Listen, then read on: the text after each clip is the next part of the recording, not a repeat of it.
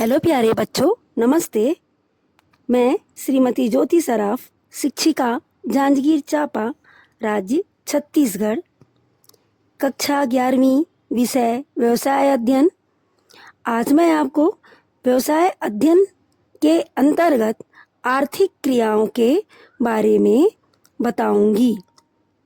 वे क्रियाएं जिनका उद्देश्य धन कमाना होता है उन्हें हम आर्थिक क्रिया कहते हैं। अर्थात धन कमाने के उद्देश्य से किया गया कार्य आर्थिक क्रिया कहलाता है। जैसे वस्तुओं का क्रय विक्रय करना, वकालत का काम करना, बीमारों की चिकित्सा करना, किसी कारखाने में नौकरी करना इत्यादि। आर्थिक क्रियाएं में 3 चीज़ों को शामिल किया गया है। पहला, व्यवसाय, जिसे हम बिजनेस कहते हैं। व्यवसाय का संबंध उन आर्थिक क्रियाओं से होता है जो लाभ कमाने के उद्देश्य से माल और सेवाओं के उत्पादन, क्रय विक्रय और वितरण से संबंधित होती है। जैसे मछली पकड़ना, खेती करना, निर्माण कार्य, थोक या फुटकर विक्रय या खान खोदना, जैसे कि माइंस खोदना आदि। दूसरा पॉइंट है पैसा, जिसे प्रोफेशन कहा जाता है। पैसे का संबंध उन क्रियाओं से है जिनमें एक व्यक्ति को अपनी आजीविका कमाने के लिए अपने काम में एक विशेष ज्ञान और चातुर्य की आवश्यकता होती है।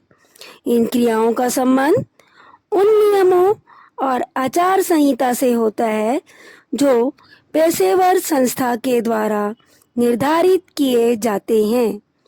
जो लोग पेशे में लगे होते हैं पेशेवर कहलाते हैं।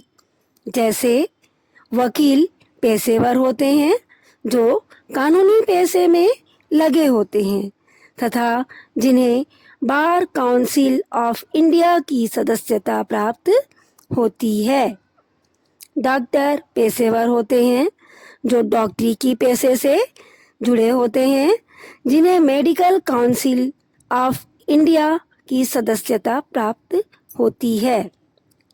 तीसरा पॉइंट है रोजगार, जिसे एम्प्लॉयमेंट कहा जाता है।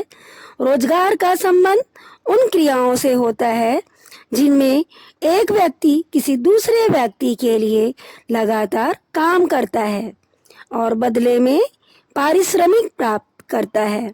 ऐसे व्यक्ति जो दूसरे के द्वारा नियुक्त किए जाते हैं कर्मचारी कहलाते हैं। ऐसे व्यक्ति जो दूसरे से अपने लिए काम करवाते हैं नियोक्ता कहलाते हैं। अर्थात नियोक्ता द्वारा कर्मचारी की नियुक्ति की जाती है। नियोक्ता काम करवाते हैं और कर्मचारी उनके द्वारा बताए हुए कार्यों को करते हैं। नियोक्ता द्वारा कर्मचारियों को जो पारिश्रमिक दिया जाता है उसे वेतन या मजदूरी कहते हैं। बच्चों, अब मैं अपने अगले टॉपिक पे आपको आर्थिक और अनार्थिक क्रियाओं में अंतर को बताऊंगी।